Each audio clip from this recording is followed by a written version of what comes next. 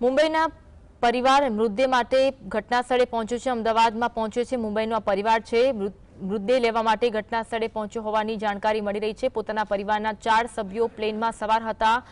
અમદાવાદમાં plane crash થવાની જે ઘટના બની, મુંબઈનો પરિવાર છે જે મૃતદેહ લેવા માટે પહોંચ્યો હોવાની જાણકારી મળી રહી છે। ભાણેજ સહિતના લોકો પ્લેનમાં સવાર હતા, તેમાંથી 2 સભ્યો બ્રિટિશ પાસપોર્ટ ધરાવે છે તેવી પણ માહિતી સામે આવી રહી છે। હાલ સરકાર તરફથી કોઈ પણ જવાબ આપવામાં નથી આવ્યો, તેઓ ચિંતિત જોવા મળી રહ્યા છે।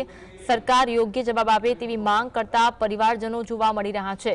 મુંબઈનો પરિવાર છે જે મૃતદેહને લેવા માટે સ્થળ પર પહોંચ્યો છે, સિવિલ હોસ્પિટલ પહોંચ્યો છે, પરંતુ ગુહાર લગાવી રહ્યો છે કે સરકાર આમાં કોઈ કામગીરી કરે અને જલ્દી તેમને મૃતદેહ મળે તેવી માંગ કરવામાં આવી રહી છે। પરંતુ ડીએનએ ટેસ્ટમાં 72 કલાક જેટલો સમય લાગતો હોય છે, ત્યારે હજુ 3 દિવસ લાગશે તેવું સરકાર દ્વારા જાણકારી આપવામાં આવી હતી। ત્યારે હજુ 3 દિવસ જેટલો સમય લાગશે, પરંતુ આ જે પરિવાર છે તે તેમના બાલ સોયાના મૃતદેહને લેવાની માંગ કરી